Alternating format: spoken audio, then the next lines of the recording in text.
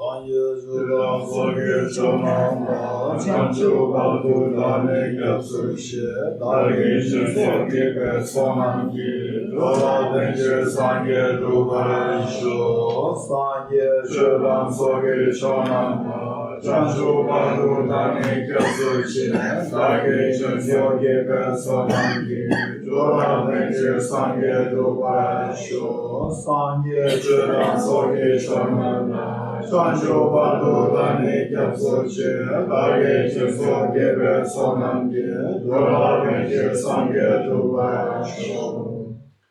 I go for refuge and turn my life into the Buddha, the Dhamma, the Sangha, on the accumulations of brothers of giving and so forth. May I become Buddha to benefit all sentient beings. I go for refuge and turn my life into the Buddha, the Dhamma, the Sangha, on the accumulations of brothers of giving and so forth. May I become a Buddha to benefit all sentient beings. I go for refuge and turn my life into the Buddha, the Dhamma, the Sangha, on the accumulations of brothers of giving and so forth. May I become a Buddha to benefit all sentient beings. Om Ye Dhamma Hetu Prabhava Hetum Te Shantatagato Yavata Te Shanchayo Niroda Evam Bhadi Mahashramana Yeswa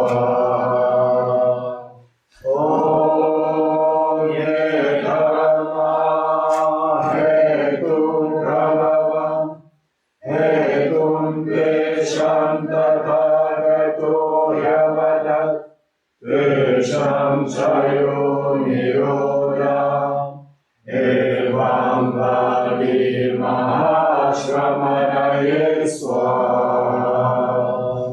Om Ye Dhamma Hetu Prabhava Hetum Te Shantatagato Yavata Te Shanchayo Niroda Evam Bhadi Mahashramana Yeswa.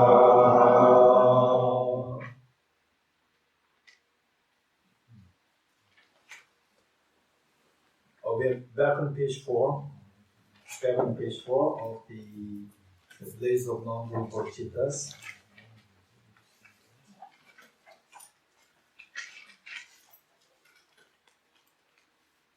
What we mentioned of the two sides of the same coin, dependent origination and emptiness. One side is dependent origination, other side emptiness, which means dependent origination seen through conventional analysis, and then the same object seen through ultimate analysis. When you subject the objects to ultimate analysis, in the eyes of the ultimate analysis, there is no ceasing, the second line reads, there is no ceasing, no arising. So what we see as so objectively real, we see that they are not true. If they do exist objectively, they should be seen by the ultimate analysis. And on the ultimate analysis, we see that ceasing, arising simply disappears. It's not really here. And likewise, annihilation and permanence. Annihilation meaning there's something which disappears completely. For example, like 2018, completely gone. And permanence means something which lasts forever, like our mind and the self and the particles and so forth. Coming and going is easy. No coming, no going. No separateness, no sameness. Okay, so these 8 characteristics, ceasing, arising, annihilation, permanence, coming, going, separateness and one sameness. So these 8 characteristics, seeing them as objectively real, seeing them not as a dream, seeing them as objectively real, creates all the mental stirs of emotions. Emotional stirs happen because of that. And whereas when you are able to, when you wisely come to realize that the way they stir emotions, they are seen as so objective, nothing to do with the mind, The moment we come to realize that they are all coming by the power of my mind, by the power of my mind, the object is just totally, the object totally is empty. And totally empty, in other words, in the eyes of the ultimate analysis, these 8 characteristics, they don't exist. So, you try to abide in this experience of emptiness, where all these characteristics, they dissolve. Abide in this experience of emptiness. Okay, this is very important. No separateness and no sameness. I prostrate to the consummate Buddha. Consummate Buddha meaning the one who initially started as Prince Siddhartha, and then he traversed along the path, motivated by great the altruism of the sentient beings, the teacher, Subhada, then the protector. So this is how this Prince Siddhartha traversed the path. So then finally he became the consummate. Consummate meaning the perfect, complete. Consummate Buddha, the supreme among all teachers. In what way he is supreme? The one who taught this peace. Okay, let's say, for a physicist, for physics students, Albert Einstein would be the supreme teacher. For a painter, for a sculptor, for a student of sculpture or a painting, Michelangelo, they are the supreme. And then what else? And for the music, maybe Mozart is like the supreme teacher. So like that, what we are seeking? Are we seeking music? Are we seeking painting? Are we seeking to learn how to paint, how to play music, or learn physics? What do you say? Hey, what do you say? We seek infinite happiness and fearlessness. This is what we're seeking. For those people who seek infinite happiness and fearlessness where the fears are all because of seeing things as disconnected from your mind. Because they are disconnected from your mind, where do you feel more comfortable? At your home, where there's a very loving mother, loving father, and whatever you do, everything just you can do any way you like, please time. Whereas you go to another place where the person, a workplace, where your boss is a perfectionist. Don't try to work with a perfectionist. If you work with a perfectionist, you are into hell. If you're a perfectionist, that's fine, not a problem. If you're not a perfectionist, you are in hell. Everything you do, something is wrong. And you do your best, still something is wrong. Right? Okay, I also have this disease a little bit. I also have a little bit of this disease of the perfectionism. And they say, my house and the office is very different. My house is very relaxed. In the office, I want everything to be as precise. So the receptionist, one day, I entered the office and the receptionist was there. The receptionist greeted me. Good morning, Geshe. Okay, I was just scanning through everything. Everything and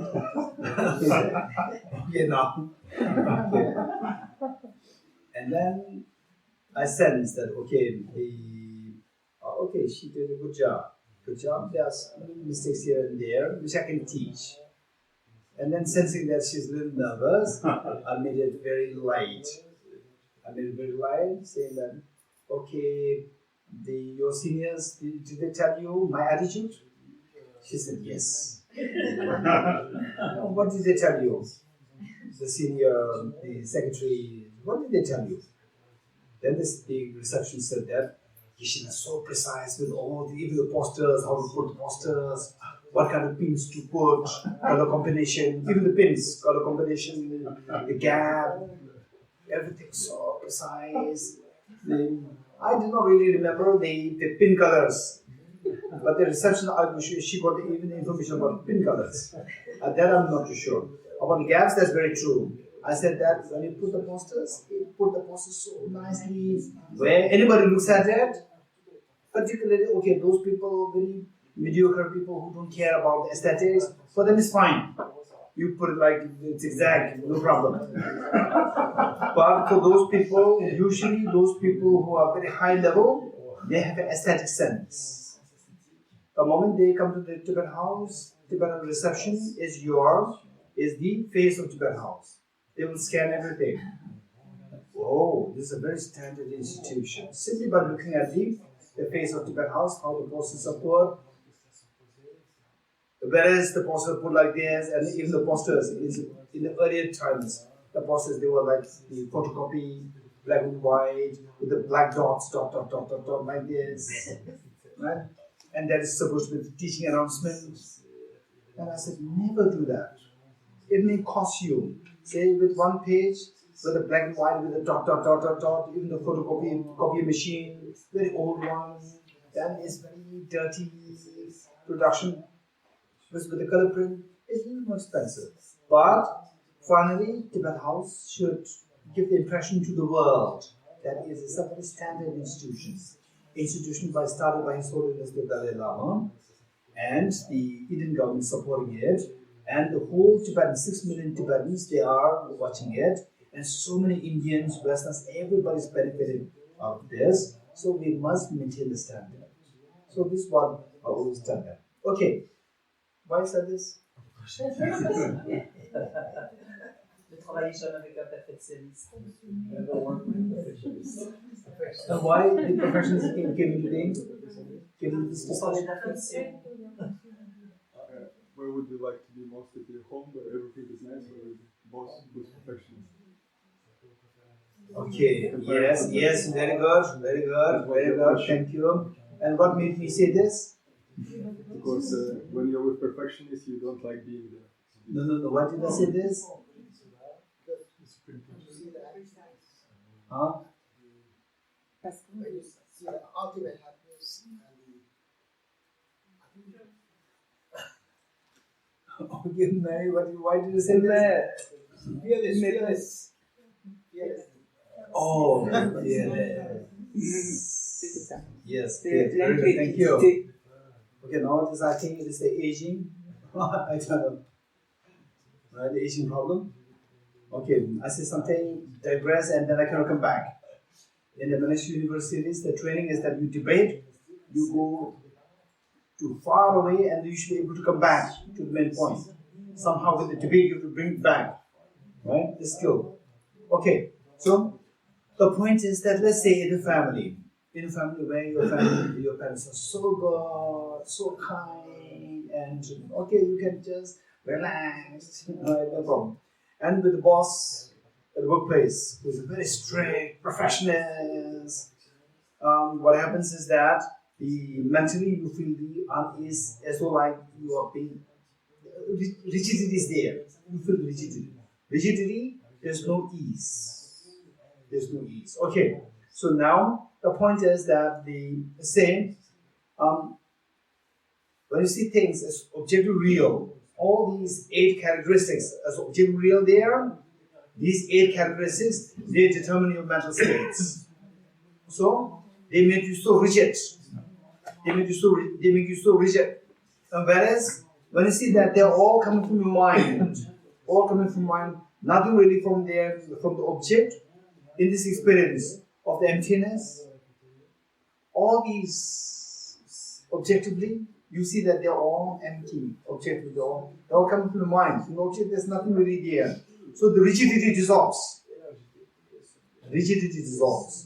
So the mental ease comes to you. Okay, so it says, the supreme among all teachers, the one who taught is peace. Which peace? What we are seeking? We are seeking the fearlessness. Fears arise when what you think, your thought process, and what is happening outside, when there's a clash, then the fear arises. What you dislike, that's happening to you, the fear arises. Okay. Finally, what do we want? For us, who should be the real teacher is the one who teaches us the fearlessness, because we seek fearlessness. For example, like Michelangelo, they are great teachers, incredibly great expertise. Albert Einstein, great teacher, incredibly great expertise.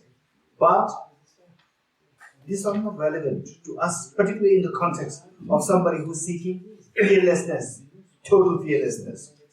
Or somebody seeking total fearlessness, we should be able to seek the help of someone who can teach us the fearlessness. So who's that teacher who can teach us the fearlessness? Is somebody who can teach us that no matter what external factors come to you, to have no fears.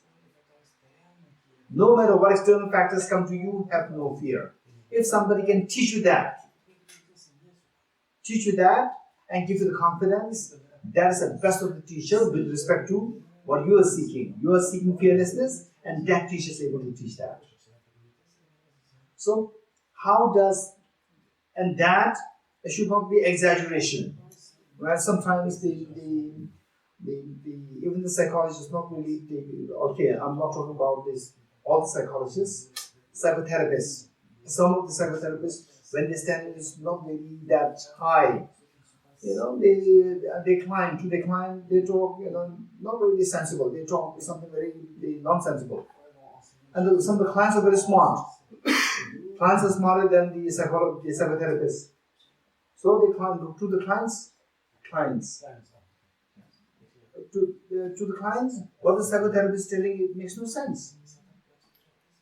For example, what happened was that once in my office, a young boy, very young boy, age 14, and his father came to my office, and for the reason that the boy was going through some depression. And then I asked the father, and the father is a medical doctor. Father is a medical doctor, cardiologist. And I asked the father as to you are taking any treatment, giving any treatment to the son. He said yes. Psychotherapist. And what does the psychotherapy say? What does the psychotherapist do? What kind of treatment does he or she give? They said that he was giving more counseling. And what kind of counseling? And he said that, okay, you feel depression, all these the depressions, they are the talk of the demons. Demons are talking to you, don't trust them. I said that this is just nonsense. This will not help the client. This boy is very smart. I just talked to him. In few words, I can see that he's very smart, very intelligent boy.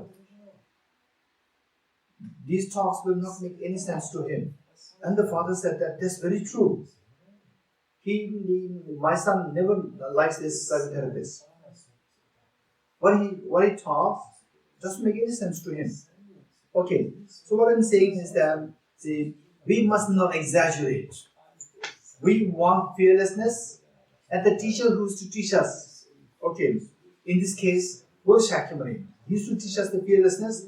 He should not be teaching us something to exaggerate.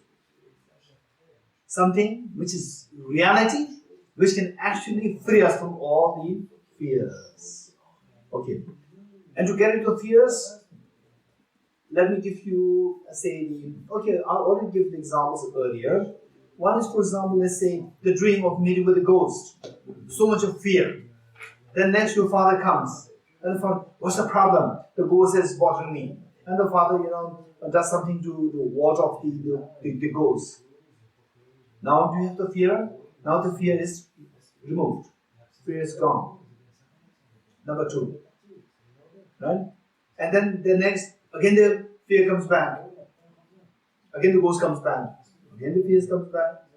Again next, somebody who is the Tantric master comes. Tantric master is more powerful than your father. Right?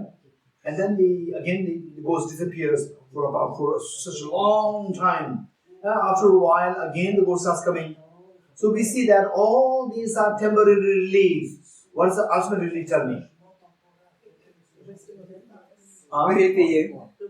emptiness? No.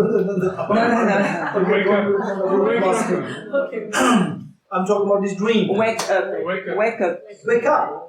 Tell me, in what way waking up is the ultimate solution with respect to this problem? In what way waking up is the ultimate solution? This we must be convinced.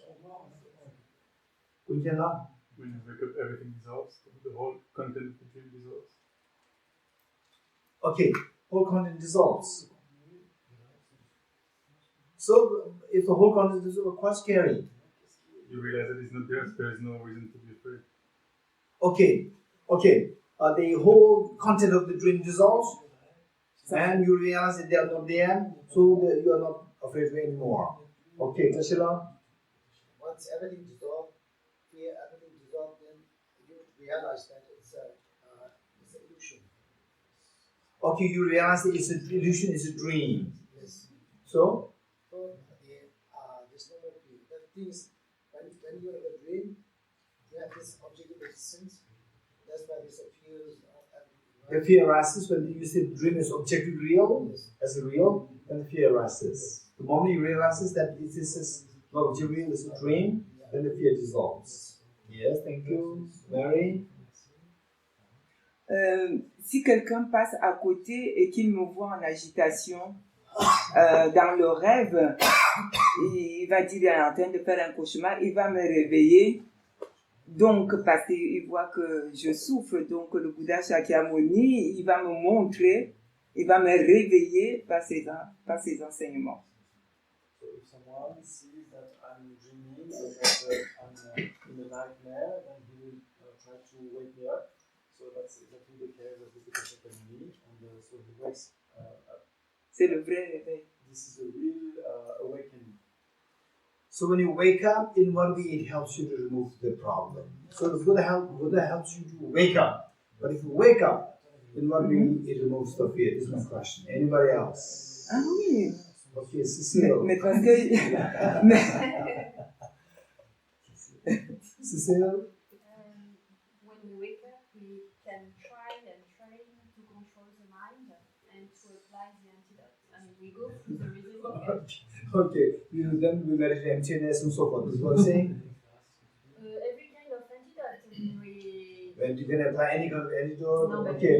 My question is not about all this emptiness, bodhicitta, this is not what I'm talking about. I'm talking about a very simple point. Always try to listen to the question. The question must be very clear. The question is, I give you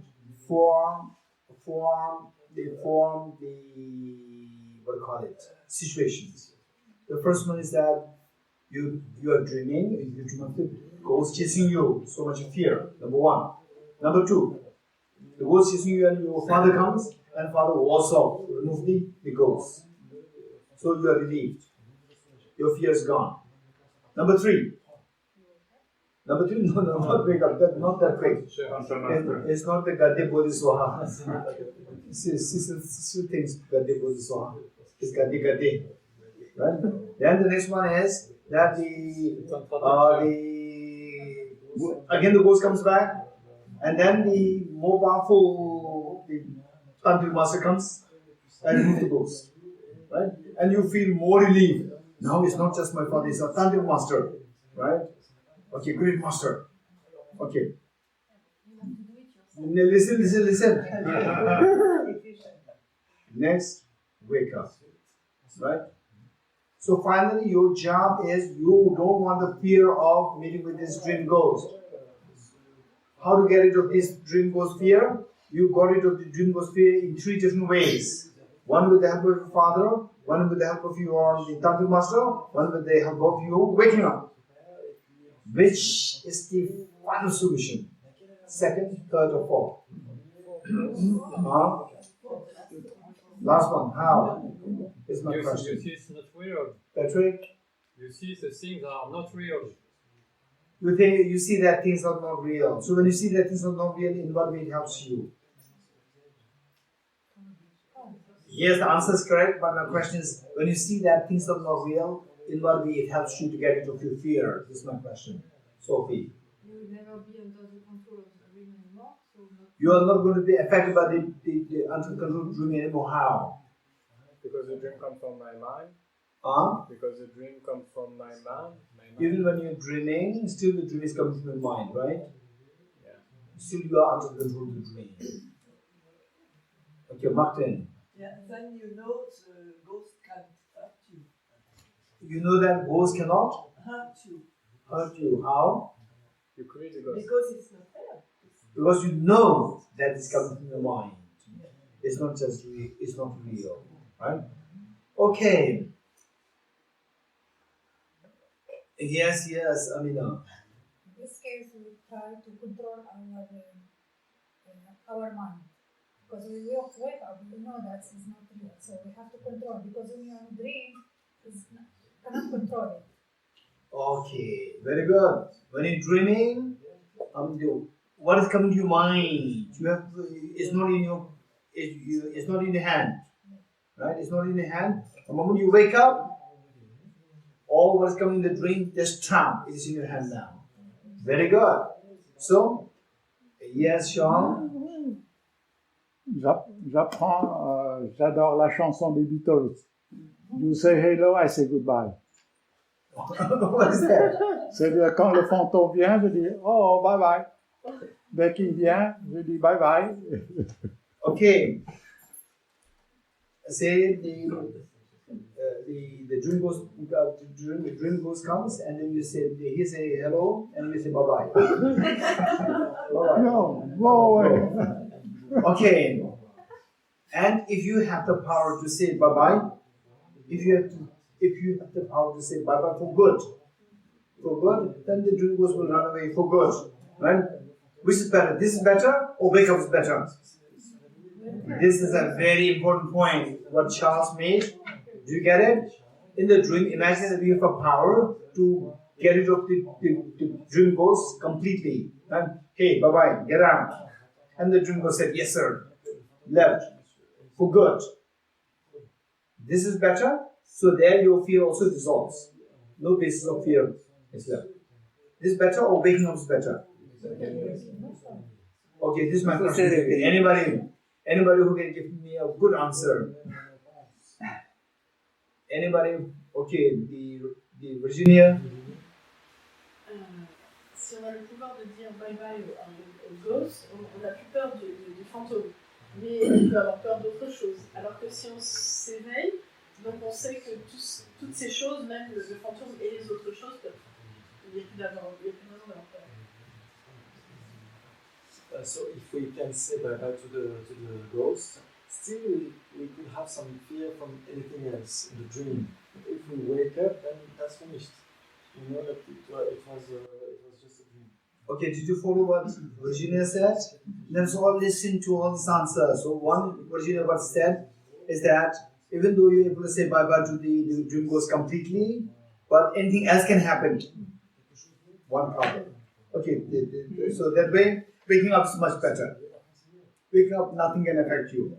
Okay. Quand on se réveille, on se sent libéré, donc on retrouve notre liberté. So when we wake up, we feel free. We are free. We get our freedom again. Okay, in the dream also when you say bye bye, you're also free. Okay, Thomas? When I react to the ghost, I think the ghost is real. Yes. It's not real. But what's the problem? The reaction. Huh? The reaction. What's the problem with the reaction?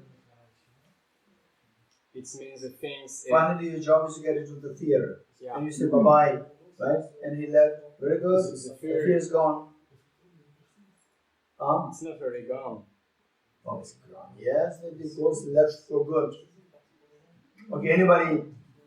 Keep in mind that what Thomas said makes a sense, but still, I'm inviting more answers. Okay, Amina? Fear is like any sickness. It's like psychology. So Yes. when you are thinking about something always scare you, you have to calm and convince yourself that it's not real.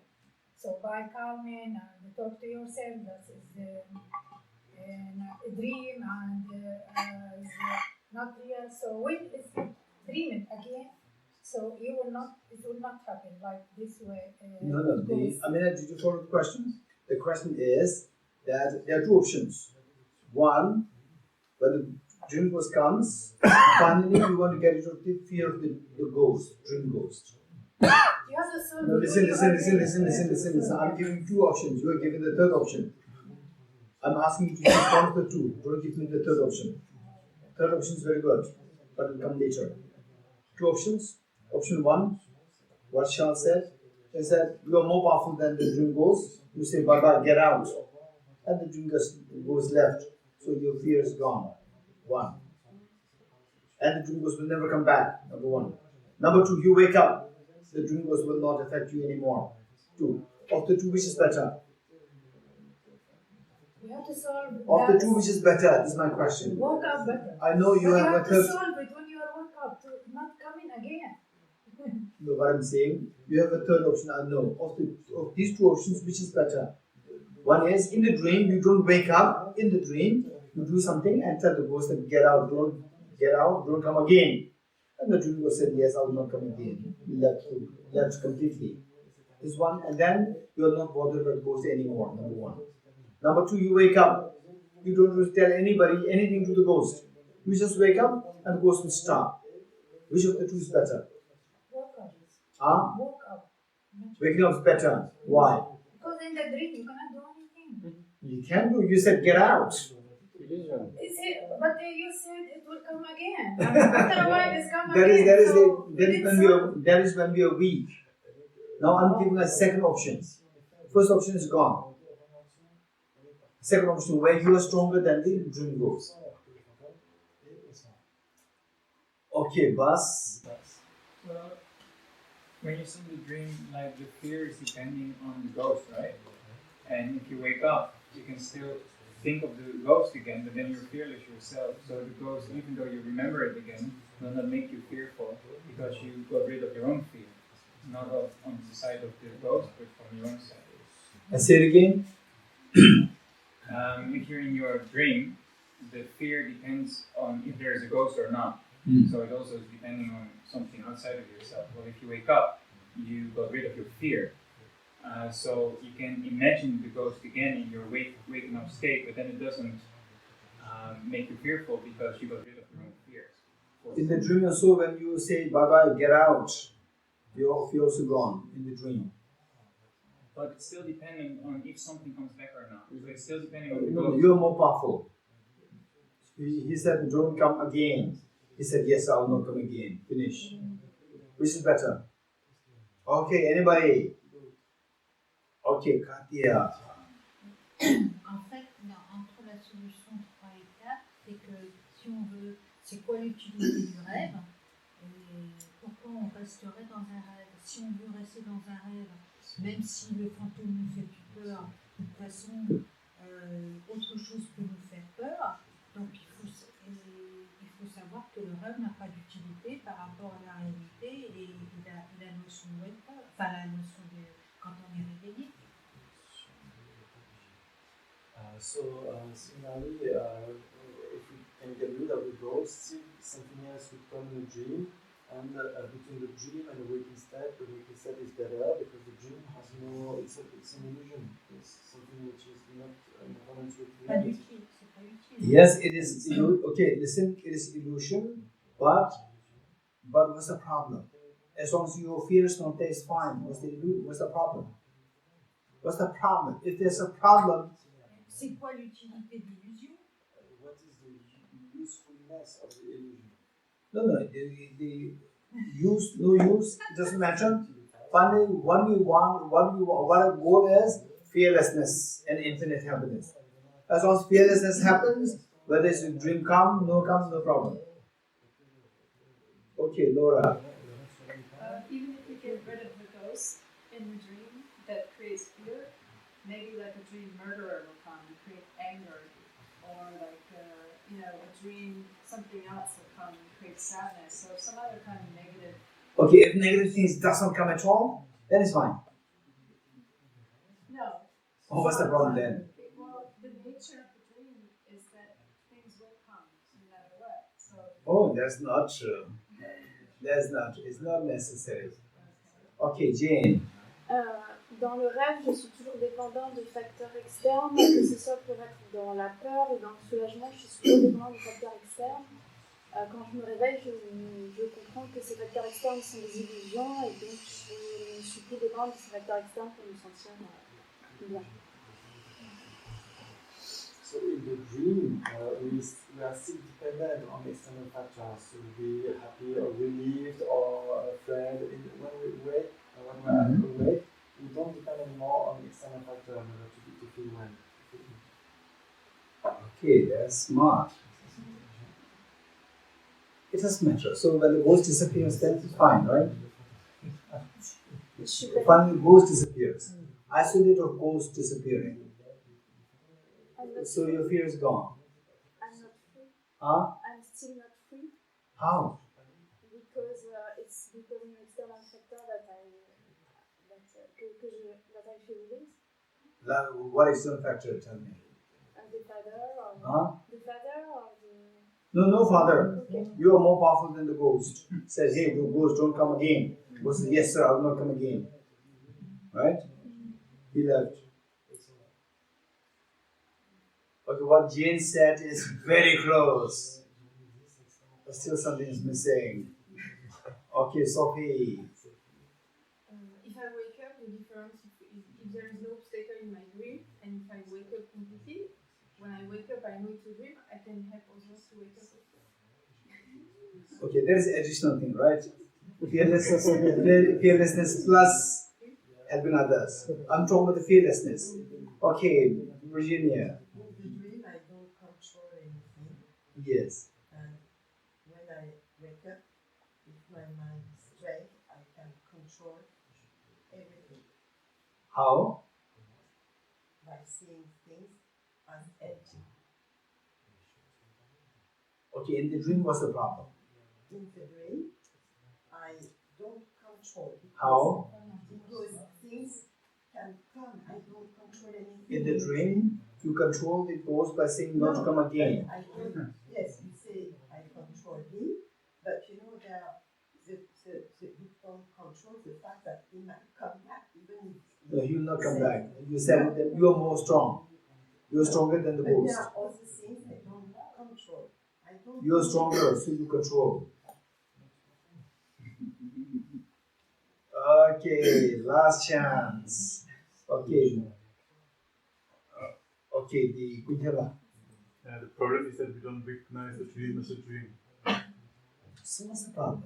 You don't identify the dream is fine, as long as the fear is not there. Okay, Mary. Le problème est que je peux, la nuit prochaine, je peux redormir et le même rêve revienne. Donc, mon problème n'est pas résolu. The problem is that the next night, not the dream will come again. So. Okay, next night, don't worry. About this, the dream goes, this particular dream goes. Okay, Trashila, and then finally, and Sophie. The dream was actually created by this ignorance. Okay, now we are coming to the point of identifying what is samsara. Whose question is that? Whose question is that? Who's to remind me of that samsara? Okay, what exactly is samsara is coming? Once you understand this, what exactly is nirvana will come, then what exactly is renunciation will come from this point. You getting it? Okay, now we come close, just one dot. Yes. Dream was created by this ignorance. Because of ignorance, we don't have freedom to, we are not aware of we are dreaming. So yes.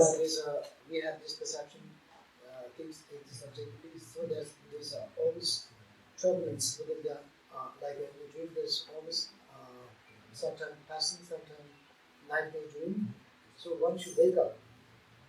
No, what's the problem with the dream? Where you are stronger than the ghost. You said the ghost, hey, don't come again.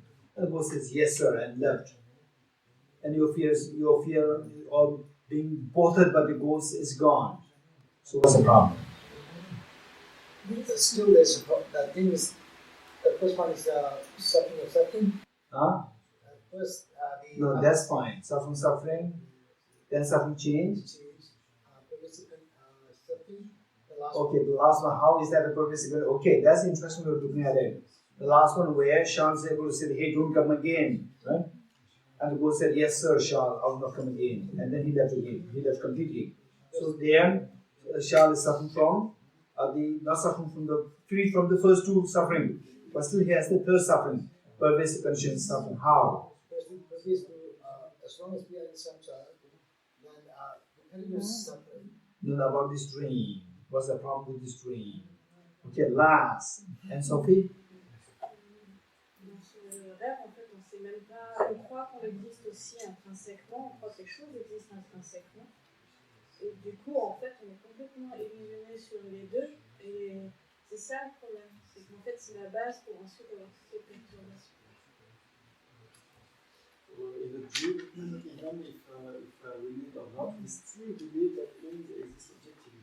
So there is always the ground for the affections to come in. Things and I. Things and me. We still believe that both exist inherently. So still there is a ground for the affections to come in. How?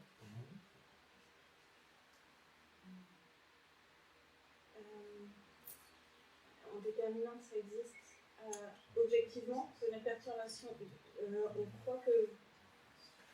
Je sais pas comment. C'est not very clear enough in my time. Okay. And now let me give you some clue. Samsara. Samsara is loss of freedom. Don't forget it. Samsara is loss of freedom.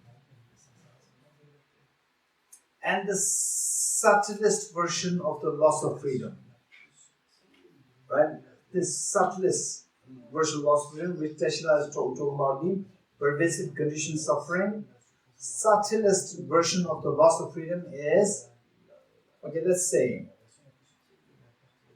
so this is very important. Somebody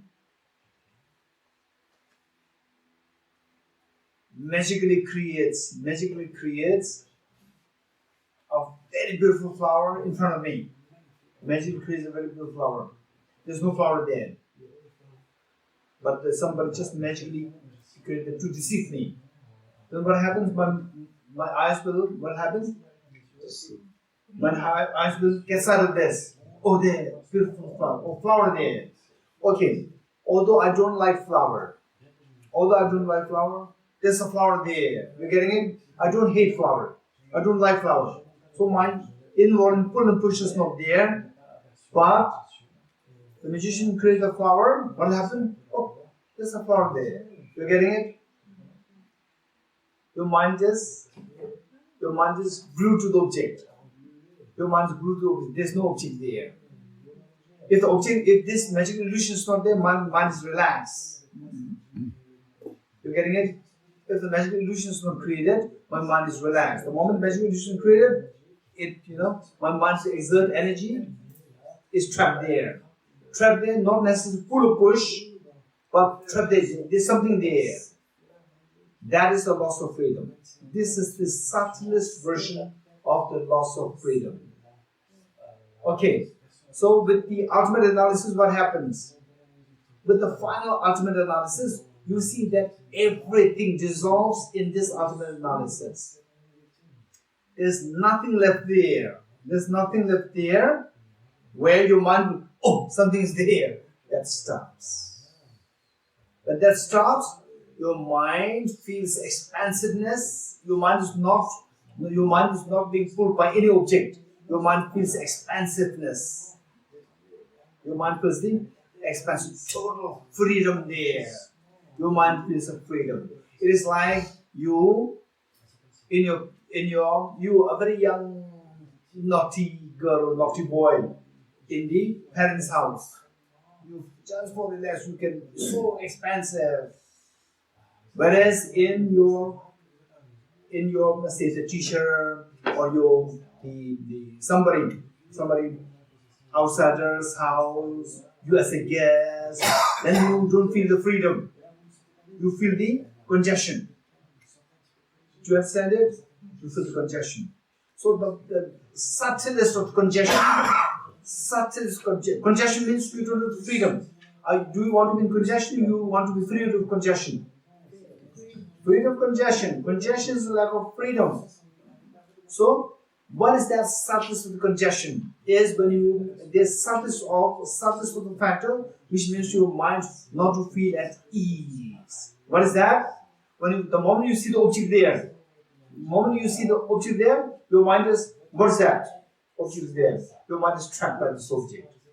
Whether positively, negatively, neutral, it doesn't matter. Positive, negative, neutral, it doesn't matter. You're trapped by the object. The moment you're trapped, your mind cannot go elsewhere. You don't have the freedom to be relaxed. That is the subtlest version of the loss of freedom. So the Buddha taught that nothing is objectively there. If something is objectively there, till the Buddha appeared on this earth, nobody taught this. Till the Buddha appeared on this earth, nobody taught that. Nobody taught the emptiness of object existence. Nobody discovered this reality. The Buddha appeared and discovered this reality and taught that nothing exists objectively. If something exists objectively, then the mind will automatically be trapped. The moment the mind is trapped, mind will never find the rest. Mind will never find the rest. So, how do we know that there's nothing there's object to trap a mind? Is by, if the object does exist from the object to trap us, then with the ultimate analysis you should be able to see that. With the ultimate analysis you see that nothing really exists in the ultimate analysis. So there you feel that your mind is, from the object there's nothing there to pull and push you or trap you. That is a total release. That experience comes to you only when you experience the emptiness on the basis of the ultimate analysis. With the ultimate analysis, you see that everything dissolves in this experience. So there's nothing there from the object to pull you, push you, or trap you. So that experience, there, all the agitation, mental disturbance, everything dissolves. So it transcends. That experience of the emptiness transcends mental sorrow. What transcends mental sorrow is what transcends all fears. You achieve the fearlessness. Okay. So, now look. Fearlessness is what is known as the nirvana. Nirvana. What exactly is nirvana? Is the fearlessness. And what exactly is this fearlessness? Is when you experience this emptiness non-dualistically, in that experience, then where all the fears dissolve, where all the agitation dissolves, where all the mental sorrows dissolve, that is the state of the fearlessness. So this experience of the emptiness, where all the agitation is dissolved, that is known as the nirvana, absolute peace, fearlessness. But we cannot remain in this for good. We cannot remain in this. Again, say gate, para level, you can go to this experience. But again, you have to come back. You come back, again the pull and push happens. Which means that we cannot, our mind does not have the capacity to abide in this experience for long. Now what should be done is that we should learn how to abide in this experience for long. Okay, so when one achieves arahatship, when the self-grasping ignorance is eradicated by this meditation for an extended period of time, meditation on this experience of nirvana, then when the self-grasping ignorance is got into completely, then you gain a confidence to maintain, to abide in this experience of the emptiness, where all the agitation is dissolved for good. You gain this confidence. You get this confidence. Okay. Whereas we don't have that experience, but after realizing, after studying about this experience, very precious experience, then when you see, may I achieve that state. May I achieve that state. That aspiration to achieve that state is the renunciation. The real final understanding of renunciation is the aspiration to achieve that state of the experience of emptiness where all the mental agitation and sorrow dissolves. That is the final understanding of renunciation. So, understanding of renunciation has many connotations, many layers. Very gross one would be to renounce all your miseries. Very gross. Then to renounce the self-grasping ignorance, the cause of the miseries, to renounce the self-grasping ignorance. Again gross. Very gross. The subtle one is to achieve that state, to achieve that state of the emptiness, experience of the emptiness, where all the sorrows dissolve, all the fears dissolve. When the fear dissolve means you become fearless. Seeking that state, where all seeking the experience of the emptiness, where all the sorrow dissolves. This is the final understanding of the most refined understanding of renunciation. So on this basis, we understand what exactly is samsara, what exactly is nirvana, what the subtle version of the renunciation. Okay, let me repeat this. What exactly is samsara? Samsara is the lack of freedom in general. Now the subtlest version of samsara is where your mind is trapped by the self-grasping ignorance. Your mind is trapped by the self-grasping ignorance. Your mind projects something, and then you are unaware that your mind is creating it. Your mind is creating it, and then you want, yes, there is something there. Positive, negative, neutral, it doesn't matter. The moment you say, yes, there's something there from the object, you're trapped. Your mind is trapped. The moment you are trapped, you have lost your freedom. This is the subtlest understanding of samsara. Loss of freedom. And loss of freedom can vary from the very subtle to the grosser. And for example, imprisonment. Imprisonment, where you have loss of freedom, is a very gross version of the loss of freedom.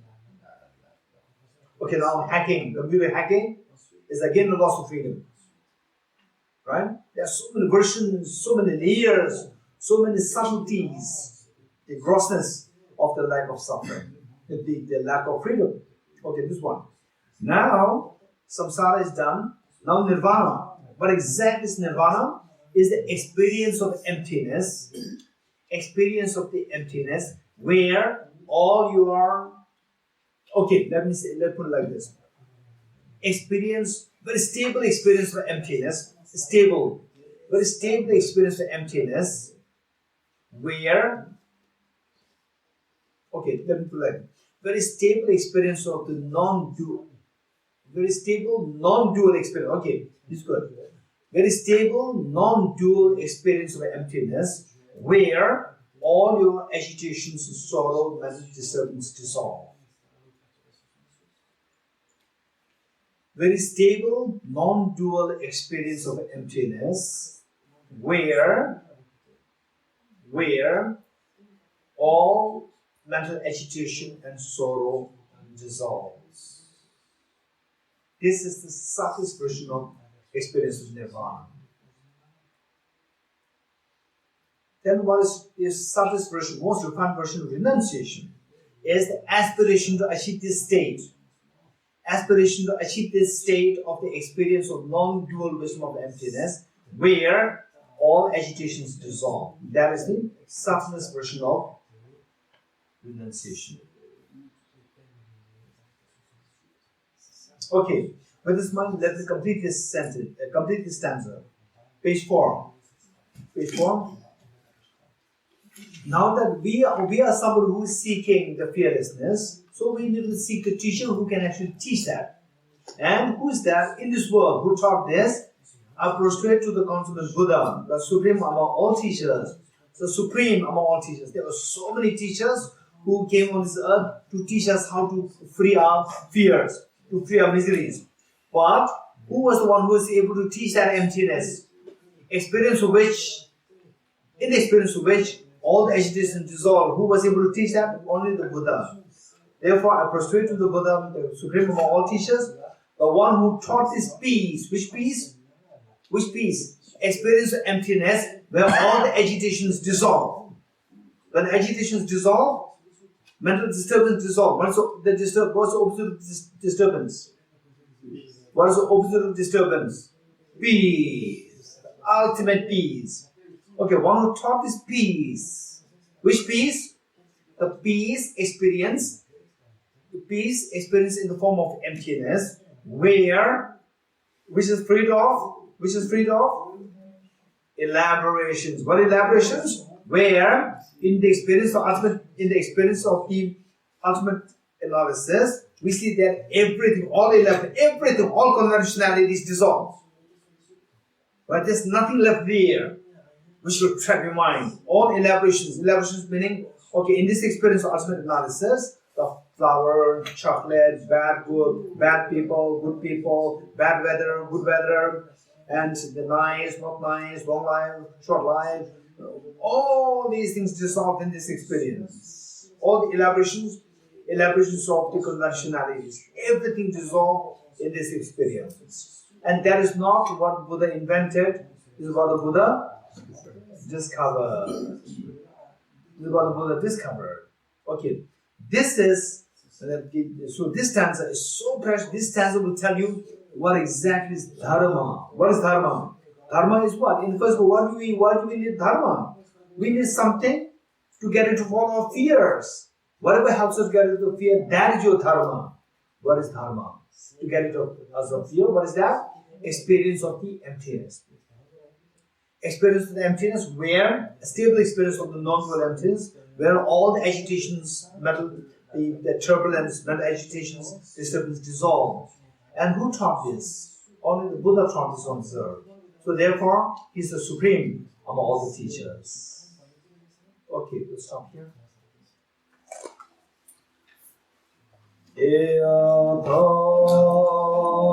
Om Gati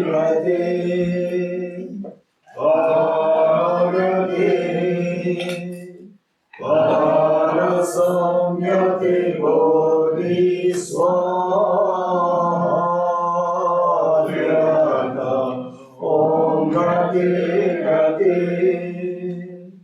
Paragati Parasamyate Bodhiswatyana Om Gati Paragati Parasamgati Bodhiswaha.